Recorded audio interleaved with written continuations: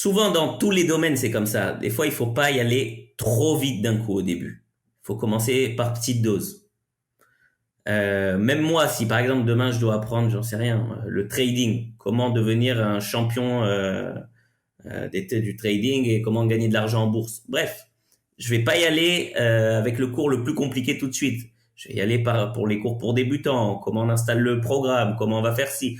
Bref, faut commencer vraiment par petites doses. Parce que sinon, souvent, on risque au final de se donner l'effet inverse de ce qu'on recherche. C'est qu'on va avoir peur, on va se dire non, c'est pas pour moi, on va se faire mal un peu au cerveau et on va repartir en marche arrière. Et c'est pas le but. Alors que si on commence par petite dose, eh ben là, il y a plus de chances qu'on aime. Maintenant, je dis pas que forcément c'est compatible à 100% des gens. Euh, En général, quelqu'un qui a fait un bac littéraire, qui a un esprit très philosophe et qui aime pas tout ce qui est science, qui aime pas tout ce qui est logique, qui aime pas tout ce qui est ça, eh ben ça sera moins compatible avec sa personne. On va pas se mentir, c'est pas forcément. Je ne dis pas que le code est compatible avec 100% des personnes. Je dis que le code est compatible à 100% des personnes qui le veulent et que ce domaine les attire un minimum. Mais moi, je dis toujours, commence à petite dose, commence un petit peu et tu vois comment ton corps le reçoit, comment ton corps réagit à ça. Mais l'affaire, c'est que c'est pas nécessairement comme tout le monde qui va avoir un intérêt naturel envers ça. Ceci étant dit, si c'est pas une contrainte, mais si c'est un setback, si c'est quelque chose qui te bloque le code, si c'est quelque chose qui t'empêche de prendre euh, certaines opportunités dans ta vie et tu te dis que mauditement, j'aimerais ça pouvoir être capable de coder, mais je suis juste comme dans ma tête, c'est juste incompatible.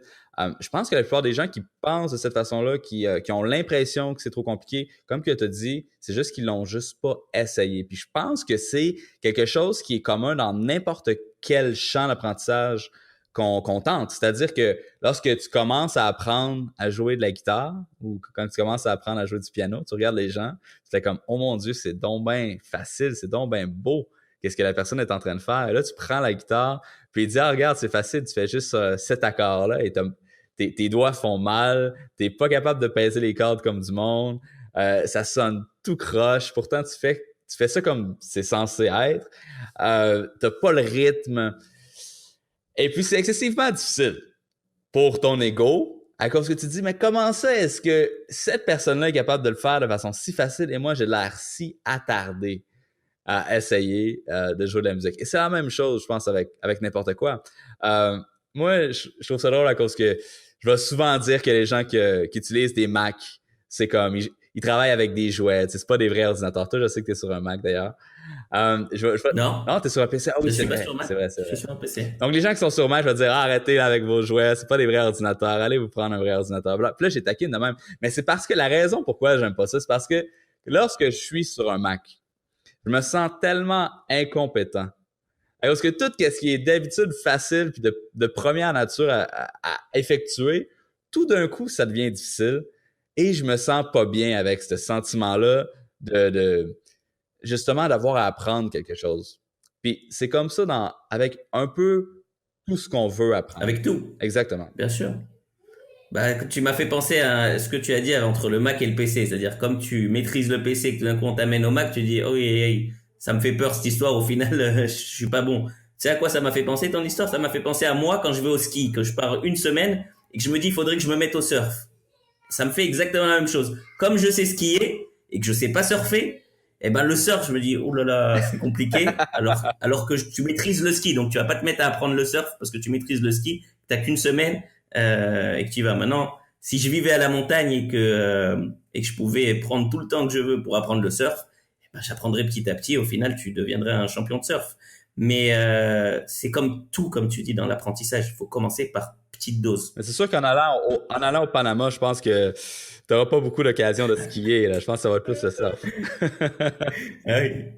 Malade. Comment ça marche au Québec le ski ça il y a des pistes de ski? Ah, bien sûr, il y en a partout. Si tu veux venir skier, viens au Québec, tu ne seras pas déçu. Et au Canada, en fait, Ah, bah écoute. dans l'Ouest canadien, là, il y a vraiment des beaux endroits. Marie-Pierre est vraiment adepte de snowboard. Euh, Et puis, elle m'envoie tout le temps des photos de neige. Et comme, ah, regarde comme c'est beau. Je suis comme, non, on voit une plage. All right, good. Ben, écoute, je pense qu'on a pas mal, fait le tour de la question. Si on n'a pas donné le goût aux gens d'apprendre à coder, je sais pas qu'est-ce qu'il va falloir faire.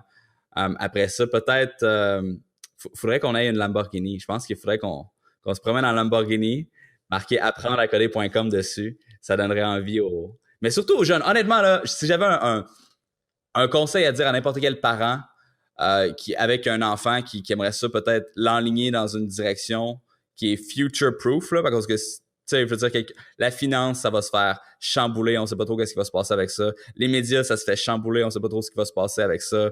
Il y a comme plein de champs qui sont en train de se faire complètement transformer par les technologies.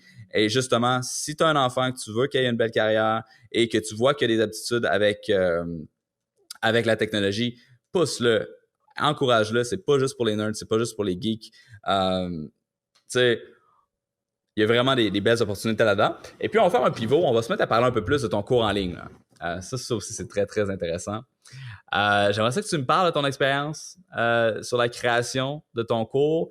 Tu as eu quand même beaucoup de succès. Puis, je vais dire un énorme bravo à cause que c'est pas facile. Pour le faire moi-même, là, c'est difficile à commercialiser. Donc, ça a été quoi ta démarche pour être capable de créer ce cours-là? Ma démarche, ça a été comme pour l'apprentissage du code, ça a été de me lancer. Okay, j'ai dit, déjà, comme tu en as parlé au début dans mon parcours, mais en gros, moi, j'ai dû, comme j'ai voulu que ma femme rentre avec moi dans la freelance, j'ai dû lui enseigner le code. Et quand j'ai vu que ça se passait plutôt pas mal, l'apprentissage du code pour ma femme, j'ai dit, on va industrialiser la méthode. On va en faire des cours en ligne et on va la proposer à tout le monde, en ligne directement. Et donc, je me suis lancé. J'ai dit, on va faire des cours. Alors, si on voit mon premier cours, mes premières vidéos, alors il y en a beaucoup que j'ai déjà retirées parce que j'en ai honte aujourd'hui, pour être honnête. La vidéo est de mauvaise qualité, le son est pourri. Bref, mais c'est un passage un peu inévitable. Au début, on est obligé de commencer par quelque chose. Donc, n'ayez pas peur. Si vous faites un cours et que vous devez vous lancer dans un cours, n'ayez pas peur de faire quelque chose de pourri au début, mais ayez en tête quand même d'évoluer à chaque fois. Votre premier cours pourra pas être parfait dans tous les domaines. Il n'y a rien à faire. Ce qui est quand même le plus important, c'est le contenu avant tout. Ouais. Ça, c'est pas à négliger, ça c'est sûr. Donc moi j'ai commencé par mon premier cours, j'ai fait un cours sur HTML, ensuite j'ai fait un cours sur CSS et j'ai toujours voulu orienter ma formation très pratique. Ça veut dire quoi? J'essaye de m'écarter à 180 degrés des méthodes d'éducation classique où on enseigne des concepts très théoriques et que ça reste comme ça. Non, j'ai voulu vraiment mettre la pratique et dans le domaine du code c'est facile de mettre en pratique. Il suffit de créer avec les élèves des sites web. Donc sur chaque chose que j'enseigne, que ce soit le HTML, le JavaScript, le jQuery et tout ça, à chaque cours, je mets une application pratique. On crée un site web de A à Z ensemble. Et ça, c'est la base. Alors, ce qu'il y a de bien en plus dans la formation que je fais, c'est que j'essaye de coupler cet apprentissage avec la création du portfolio de la personne.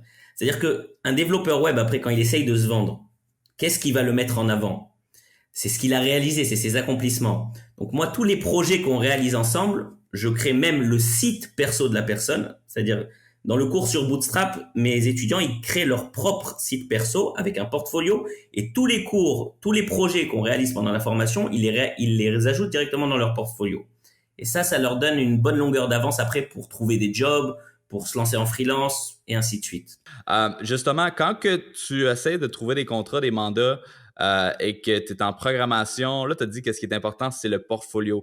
Qu'est-ce qui est plus important, le portfolio ou le diplôme? Parce qu'il y a beaucoup de gens qui vont se dire, tu sais, apprendre à programmer, c'est quelque chose qu'on fait à l'école. Si j'ai pas de diplôme, je serais pas capable d'avoir d'emploi. Qu'est-ce que tu as à répondre à ça? Comment le monde devrait être, je pense, il devrait pas être du tout basé sur les diplômes, zéro diplôme. Moi, je suis pas du tout pour les diplômes. Je suis pour l'expérience réelle. C'est-à-dire que si on réfléchit en termes d'une entreprise, lorsqu'elle vient embaucher quelqu'un pour faire une application web, est-ce qu'elle préférera savoir qu'il a un bon diplôme ou est-ce qu'elle préférera savoir qu'il a réalisé avant ça 10 applications qui ressemblent exactement à ce qu'on va lui demander de réaliser? bah oui, elle préférera savoir qu'il a réalisé 10 applications qu'on va lui demander de réaliser. Ça prouve qu'il a une vraie expérience. Alors que le diplôme, ça prouve pas grand-chose. Okay, je m'explique. Dans mon cas, à moi, personnellement, les études universitaires que j'ai fait, c'était des études d'ingénieur avec énormément de théorie, avec des cours très poussés en maths. Mais au final, ce que je fais dans ma vie de tous les jours, quand on me demande de réaliser une application web, ça n'a aucun rapport. Okay, c'est-à-dire que mes 4 ans d'ingénieur, il y a quand même quelques petits points, on va dire, dans mon cursus qui me sont utiles aujourd'hui, mais ça se résume à quelques mois d'apprentissage, pas à 4 ans d'apprentissage, pas plus que ça.